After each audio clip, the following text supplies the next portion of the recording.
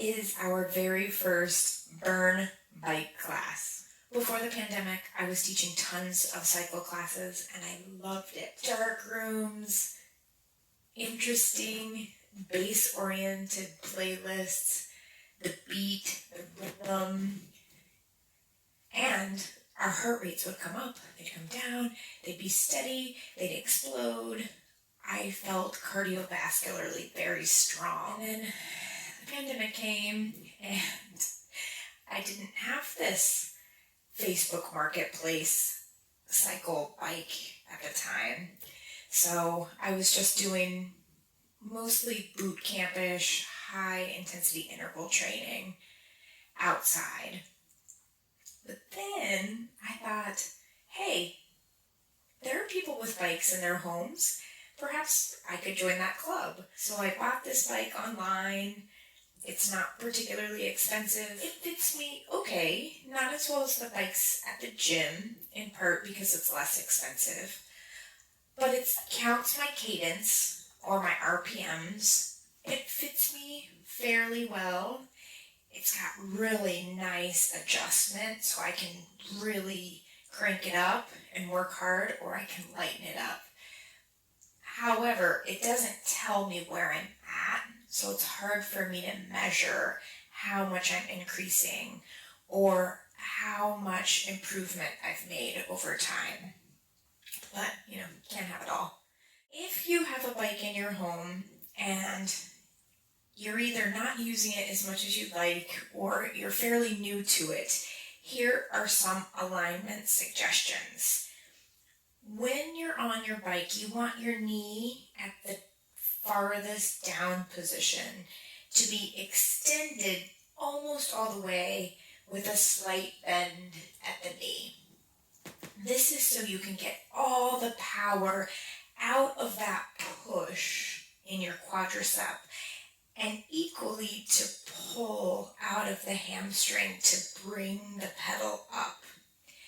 You also want to think about when you're in a horizontal position with your pedals, you want to be at 90 degrees, ankle to knee, and then ideally to hip. You can see that I'm pretty close here. I don't always sit this far back on my saddle, so I do get a little less than 90 degrees, but I pay attention and really try to maintain that 90-degree push. When you're on your bike, you want your saddle to be pretty far back to accommodate the length of your femur and have this 90-degree bend. And then your handlebars, you just want to be at a comfort level. I have a very slippery saddle, so I have a tendency to slide forward with this bike. So I like my handlebars up a little higher because it helps with my position on my saddle. With your saddle position, you want to be able to be firmly planted with both of your sit bones at the back of your saddle, at the back of your seat, most all the time.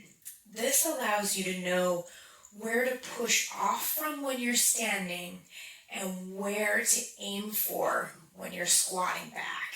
All right, so really familiarize yourself with that firmly planted seat. And then we want to think about our body alignment, our posture, right? So we're going to roll our shoulders back, lift our chest, squeeze our abdominals tight through those deep transverse abdominis. Lift up through the pelvic floor. This is a great exercise because you can think about starting from your behind. And then you want to think about kind of slightly pulling that pelvis back behind you to flatten out your back. When you're in this position, shoulders back, chest lifted, abdominals cinched down and tight, pelvic floor engaged. I want you to hinge over at the waist and just barely put your hands down on the handlebars. That will allow you a very safe, secure, and functional alignment. If this all sounds good to you and your bike feels safe and well aligned, then congratulations. you're ready to take the next step, which is a bike playlist.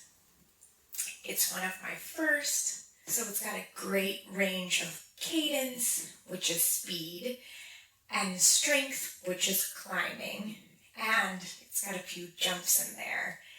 It brings back great memories of joy and getting started, so I hope you like it. Please let me know with some thumbs up or some comments down below. Let me know what you like, what you're not so fond of. Maybe make a suggestion for a song. I'm happy to build that into a next playlist. In the meantime, thank you so much for being here today. I look forward to moving with you again soon.